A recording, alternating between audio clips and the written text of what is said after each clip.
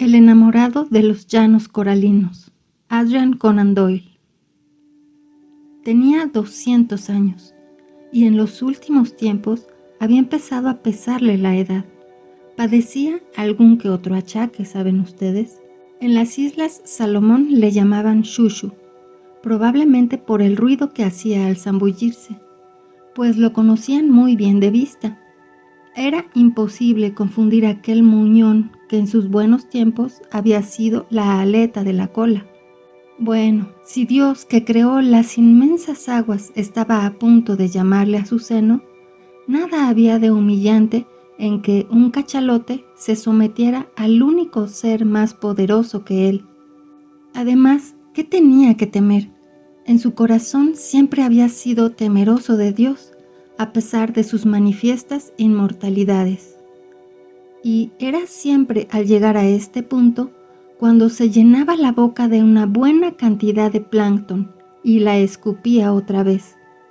Esas hembras, conocía sus trucos, pues había frecuentado bastante a esas bellezas allá abajo, en el pálido azul donde acudían los amantes. Incluso les había dejado 1 o 2 cachorros a cada una para que se acordaran de él. Pero nunca había sentido la verdadera pasión. Nunca. No existía ni una sola de ellas por la que se hubiera cargado un barco de orcas o arriesgado entre las rojas algas de los sargazos. Esa era la única sombra que aparecía al mirar hacia atrás los largos años, y no arreglaba mucho las cosas pensar que en alguna parte, quizá entre las grutas del coral, quizá entre las aguas heladas, en este momento ella también podría estar nadando y soplando y soñando con su macho ideal. Pero si los achaques representaban alguna cosa, era ya demasiado tarde para poner algún arreglo al caso, de modo que se limitaba a salir a la superficie y tostarse un poco al sol. Aunque el mar era como cristal, no dejaba de ser una suerte que él tuviera aquella honrosa vegetación de algas y aquellas lapas en torno a sus brillantes y diminutos ojos. De lo contrario, podría haber sido seriamente molestado por la irresponsabilidad de los peces voladores, que persistían en posarse en su cabeza. Recordaba los días en que esos peces mostraban mejor juicio en sus piruetas y más respeto para los demás, incluso cuando alguna albacora intentaba clavarles una dentellada en la cola. Sí, verdaderamente había visto bastantes cosas. En realidad, todo cuanto había que ver en los grandes mares, sin excluir a aquellos lejanísimos donde las tierras se alzaban flotantes, altas, blancas y silenciosas, cruzando las aguas ocultas bajo un sol de medianoche que pendía opacamente rojo en el cielo. Aquel viaje había constituido un error, pues fue allí donde perdió la mitad de su cola en el ataque de una banda de orcas asesinas, y había sufrido serios inconvenientes por parte de un narval. Pero después de todo, la juventud tiene que aprender, y en el mar la experiencia se paga a un alto precio. Bueno, lo había visto todo, de manera que si Dios se preparaba a llamarlo, no tenía importancia. Él era un tipo, ahí me las dan todas. Y para demostrarlo, iba a pegar un saltito y de paso sacudirse algunos de los pertinaces parásitos de mar. De manera que Shushu pegó un saltito directamente fuera de las cálidas aguas del Pacífico y directamente a sus profundidades otra vez, ocasionando con ello un estruendo que hizo dispararse a los albatros al aire en 5 millas a la redonda del lugar de inmersión. Y fue mientras estaba sumergiéndose, sombra monstruosa en el diáfano azul, que la vio. Ella estaba ascendiendo a la superficie para soplar. Sobre eso no cabía duda, y jamás una ballena hembra había surgido más graciosamente de las profundidades marinas. Y su color, un gris perla. Él se aproximó ahora para verla más de cerca. ¡Qué espalda lisa como una roca, su cola apenas se atrevía a mirarla. Era todo demasiado hermoso para ser cierto, pero no pudo vencer el impulso de contemplarla, y así lo hizo. Ni siquiera un tiburón azul podía superar la gracia, la ondulante gracia de aquella cosa aleteante en forma de gorgonia. Ella, la coqueta, se movió ahora con más lentitud, y en el momento en que sus ojos se encontraron, Shushu comprendió que su búsqueda había terminado, que por fin el Don Juan del océano se había convertido en el amante de los llanos coralinos. Había encontrado su sueño.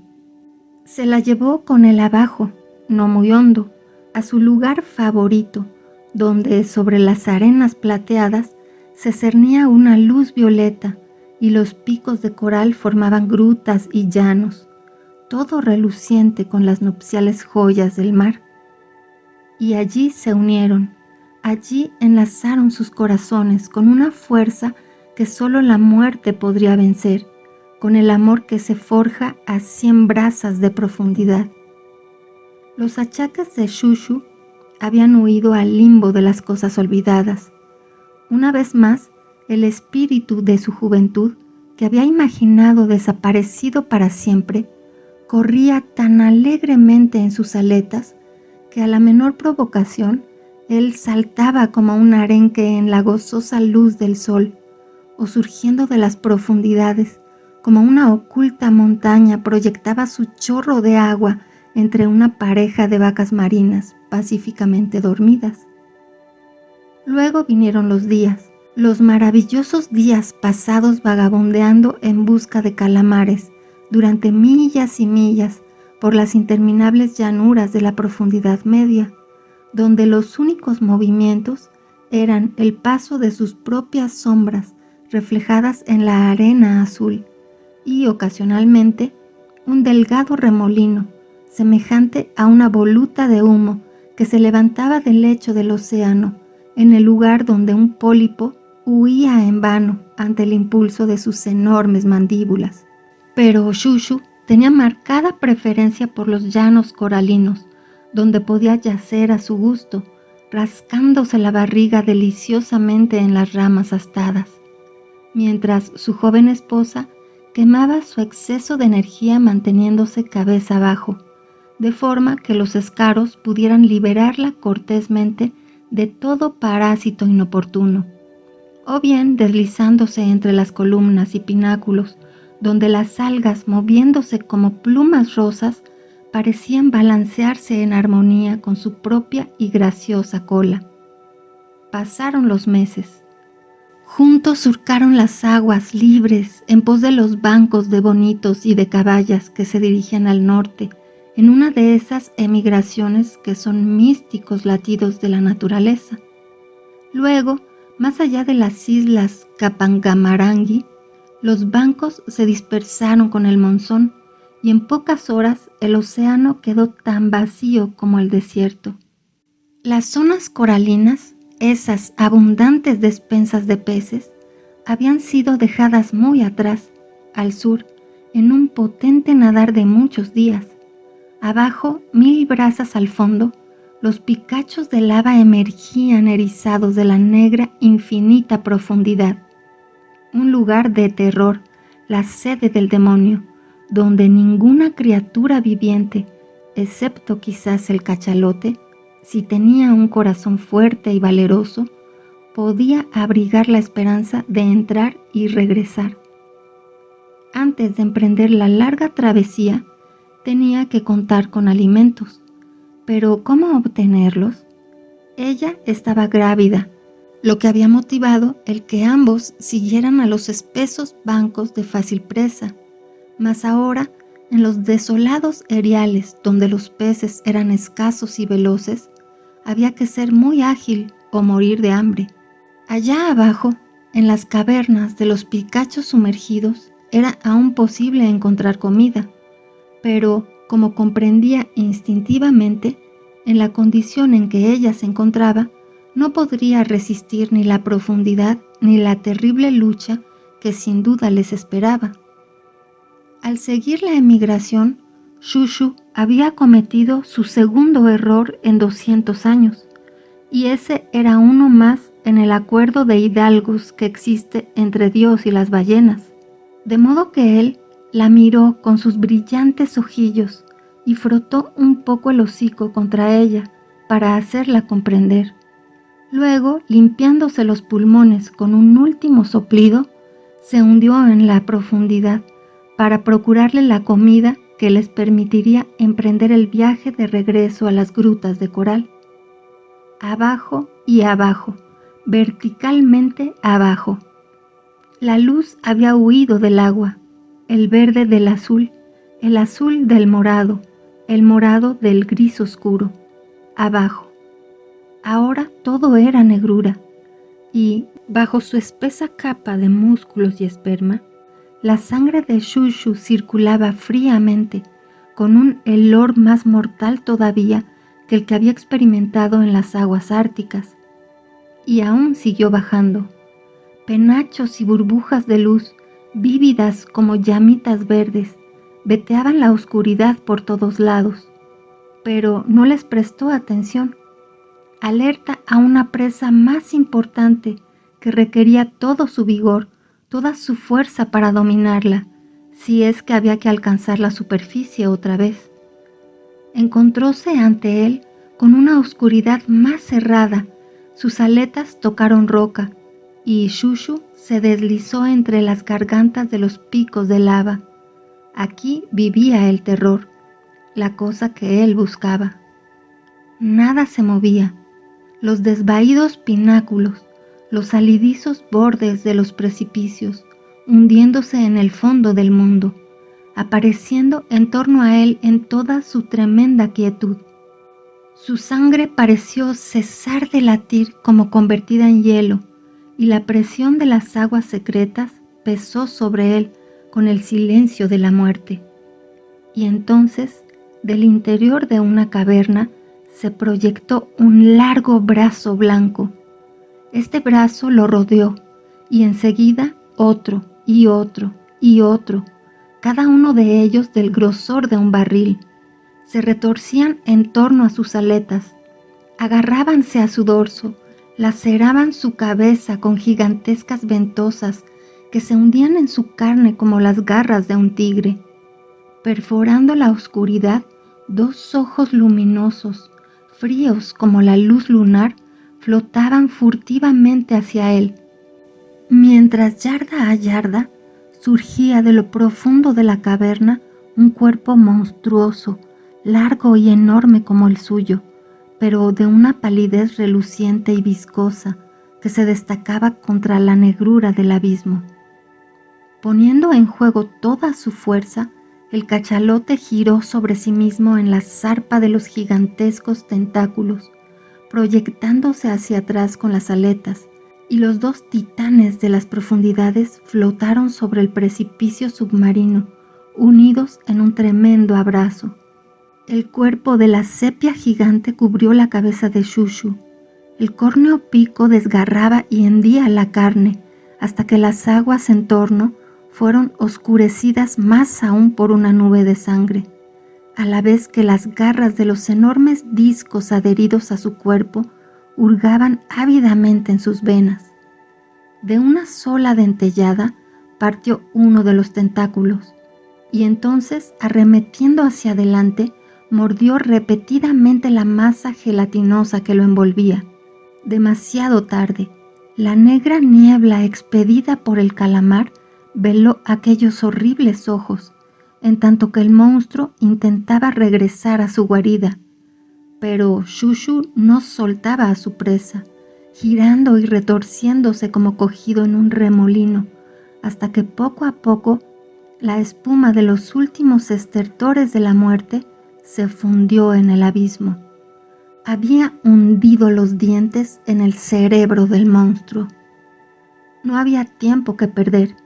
Un primitivo instinto le decía que el aire de sus pulmones se hallaba tan peligrosamente próximo a agotarse que tenía que comenzar el ascenso de inmediato, si es que sus ojos habían de contemplar otra vez el mundo de la superficie. Arrancando un pedazo, quizá de unas 3 toneladas del cuerpo gigantesco del calamar, Shushu se disparó hacia arriba, llevándolo entre sus poderosas mandíbulas.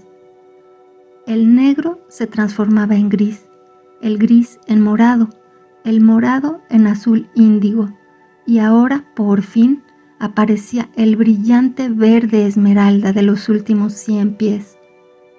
El desesperado batir de sus aletas sacudía y agitaba su cuerpo. Sus pulmones estaban a punto de estallar, pero nunca, ni por un momento, soltaron sus dientes la carga que tiraba de él hacia abajo, la comida que él ganara para ella. Y entonces, a pesar de su propia angustia, olió aquello. Sangre. Había sangre en las aguas de la superficie. Entre un estrépito de aguas divididas, rompió la piel del mar y flotó allí, inerte, mientras el aire que le quemaba en los pulmones salía del orificio en silbante chorro de vapor. Lentamente se dio vuelta, lentamente sus ojos escudriñaron el mar, y luego, en un instante, el amante de los llanos coralinos se convirtió en la más terrible de todas las criaturas de Dios, un cachalote enloquecido. Olvidadas las toneladas de calamar que ahora se hundían irremediablemente, olvidado su agotamiento, inadvertida la forma que reptaba sobre las aguas a sus espaldas, solo vio que ella le necesitaba, y aun cuando se lanzó al ataque, comprendió que había llegado tarde. Ella estaba muriéndose. En un mar batido hasta la espuma, se retorcía aquel hermoso cuerpo gris perla, acribillado de heridas abiertas, a la vez que por encima de las agitadas aguas saltaba una delgada forma negra, la cual, arqueándose en el aire, daba al caer un tremendo latigazo de su cola, curvada como una guadaña, sobre el dorso de la moribunda. La vio hundirse. De la profundidad surgió un centelleante rayo de luz bruñida que clavó su espalda en el vientre de ella. Todavía se dio vuelta y las aletas se abatieron indefensas, en tanto el tiburón saltó de nuevo al aire para golpearla con su temible cola, obligándola a hundirse otra vez y quedar a merced del pez espada que la acechaba abajo. El tiburón, toda gracia y maldad, contra el cielo azul del Pacífico, saltó una vez más al aire, y en la superficie del mar, un par de abiertas mandíbulas salieron a su encuentro. Se oyó un ruido como el de una verja de hierro al cerrarse, y las dos mitades del tiburón, echando chorros de sangre, separaron violentamente 20 yardas de agua. Shushu giró en torno, precipitándose de cabeza al lugar donde el pez espada, el más veloz de los nadadores, iniciaba la vuelta para huir.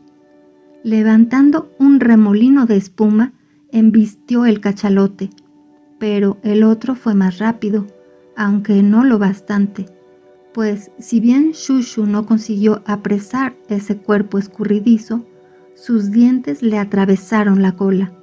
Proyectado por su propio impulso, el pez espada se lanzó hacia las profundidades, mientras que, igual que los lobos tras un ciervo sangrante, 1, 2, 3 formas se precipitaron a seguir el rastro.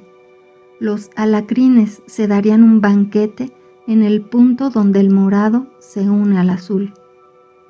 Entonces Shushu regresó a donde ella estaba, la acarició un poco con el hocico y se quedó flotando a su lado, según ella se hundía más y más en el agua, hasta que unas olitas cubrieron el gracioso dorso con su encaje de plata. Shushu permanecía muy quieto, pues los cachalotes cuyos corazones han sobrevivido los 200 años sufren mucho de achaques. Por demás, furtivo como una sombra, avanzaba el ballenero. La hembra se ha hundido, gritó el piloto, señalando a proa. Y el macho, a juzgar por lo quieto que se ha quedado, debe estar malherido. Disparadle el arpón antes de que él también se hunda. El viejo arponero se limpió el sudor de los ojos. Está mal, murmuró. Después de lo que hemos presenciado, es una porquería quitarle la vida. ¿Qué va a estar mal, estúpido? Míralo y calcula su peso en aceite, grasas e incluso marfil. ¿Es que los dólares están mal alguna vez? Preparaos a disparar. A la orden, gruñó el viejo, inclinándose sobre el punto de mira. Pero, maldita sea, voy a hacerlo limpiamente por su noble corazón. Y apretó el gatillo. ¡Blanco, blanco!, gritó el piloto. ¡Botes al agua! ¿Qué pasa? Imposible. La cuerda, rota. Así arda en el infierno la mano que la trenzó. No, dijo el arponero. Pues fue la mano de Dios quien la rompió, pero yo lo maté limpiamente. Se hunde, mire, se hunde. Bueno, ya no lo veremos más. Adiós, viejo guerrero. Yace en paz con tu compañera en el fondo del mar.